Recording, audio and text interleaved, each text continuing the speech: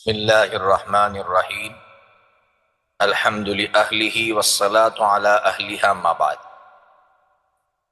اس وقت پوری امت مسلمہ کے لیے جو سب سے بڑا اور اہم مسئلہ ہے وہ بچیوں کے ارتداد کا مسئلہ ہے۔ بچیاں مسلسل مرتد ہوتی جا رہی ہیں۔ ہم سب کی ذمہ داری ہے کہ ہم ارتداد کے اسباب تلاش کریں کہ مرتد کیوں ہو رہی ہیں اور اس کا حل تلاش کریں۔ دیکھیے، ارتداد کے بہت سارے اسباب ہو سکتے ہیں، لیکن ان میں جو کچھ اسباب ہیں میں آپ کے سامنے رکھنا چاہتا ہوں۔ سب سے پہلا سبب مرتد ہونے کا وہ یہ ہے کہ وقت پر ماں باپ بچیوں کی شادیاں نہیں کر رہے، اور کیوں نہیں کر رہے اس کی وجہ خاندانیت ہے کہ بھئی خاندان تلاش کیا جا رہا ہے۔ ہم شیخ ہیں تو شیخ سے ہی عورت لائیں گی، اور جو ہے بچی لائیں گے۔ ہم خان ہیں تو خان ہی بچی لائیں گے، جس کی وجہ سے بچیاں بڑی عمر کی ہو جاتی ہے اور پھر اس طرح کا وہ اقدام کرتی ہے، اس طرح کا قدم اٹھاتی ہے اور وہ مرتد ہو جاتی ہے۔ میں قربان جاؤں حضرت نبی پاک صلی اللہ تعالی علیہ وسلم پر۔ حضرت نبی پاک صلی اللہ تعالی علیہ وسلم نے بخاری شریف میں بھی یہ حدیث ہے، فرمایا تھا کہ تم جس کے دین کو اور اخلاق کو پسند کرو فزوجوہ، اس لڑکے سے تم نکاح کرا دینا۔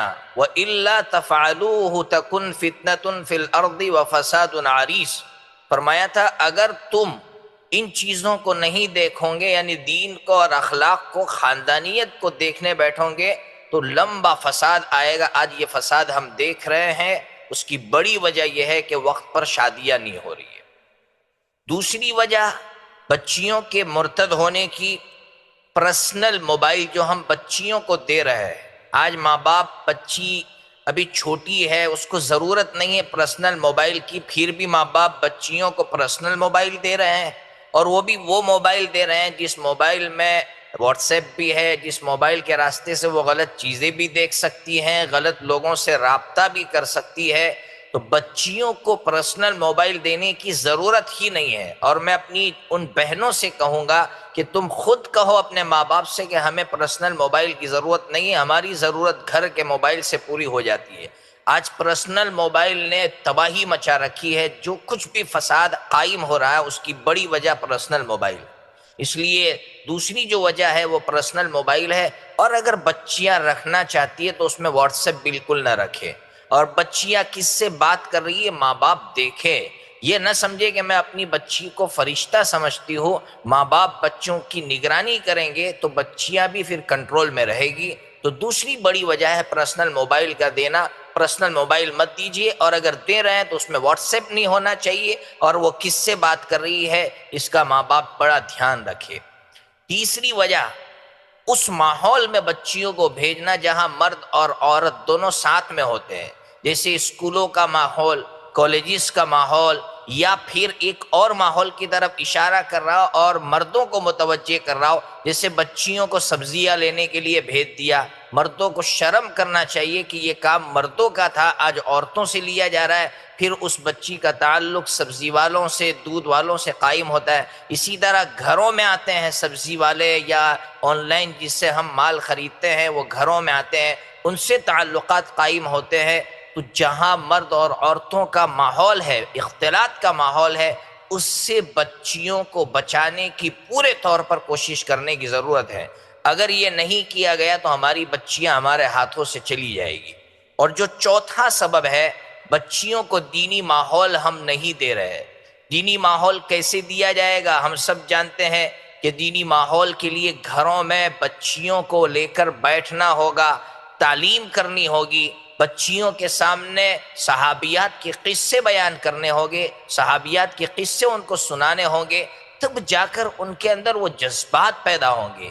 اور ایک اور جو میں طریقہ بتلانا چاہتا ہوں، مجھے امید ہے کہ بہت فائدہ ہوگا۔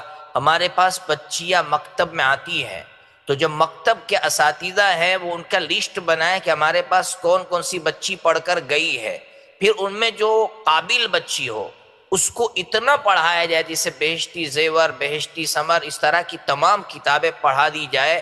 پھر وہ بچی جو ہے اپنا ایک گروپ بنائے اور گروپ بنانے کے بعد ان کو مہینے میں ایک مرتبہ جوڑا جائے، اور جوڑنا صرف دین کی نسبت سے نہ ہو بلکہ کھانے کی نسبت سے ہو، آپس میں ایک دوسرے سے تعلق کی نسبت پر ہو، اور ان کو اس وقت دعوت کھلائی جائے، ان کو کھانا کھلایا جائے، اس نسبت سے بچیوں کو جوڑ کر رکھا جائے، اور پھر ان کی جو اندر کی باتیں ہیں وہ لی جائے، ان کی پریشانیوں کو سنا جائے، اور پھر پریشانیوں کا حل تلاش کیا جائے۔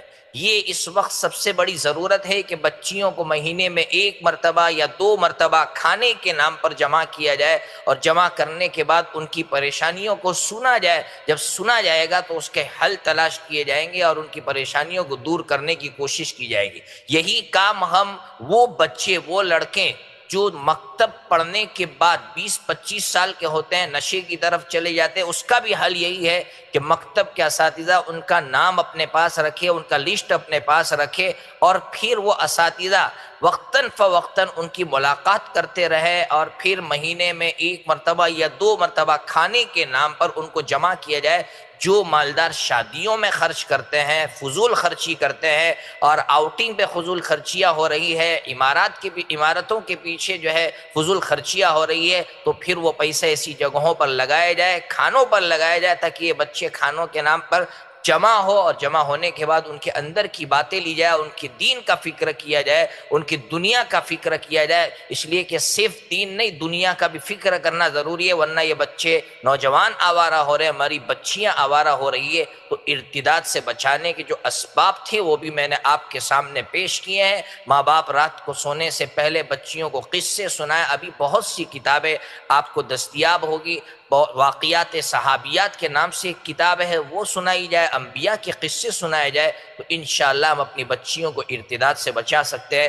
اللہ سے دعا بھی کرتے رہے کہ اللہ رب العزت ہم میں سے ہر ایک کی بچی کی اور بچے کی ایمان کی حفاظت فرمائے۔